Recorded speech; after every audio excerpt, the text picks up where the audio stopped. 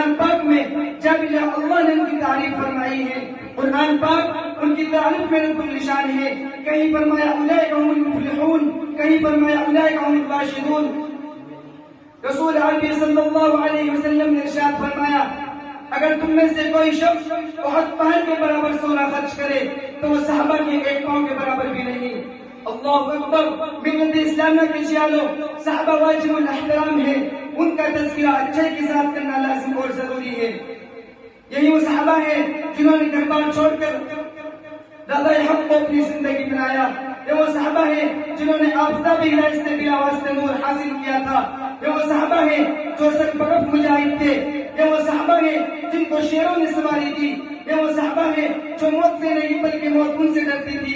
یہ وہ صحابہ ہیں جن کو شیروں نے سواری دی. یہ وہ صحابہ ہیں جو سمندر سے نہیں، یہ وہ صحابہ ہیں جن کو سمندر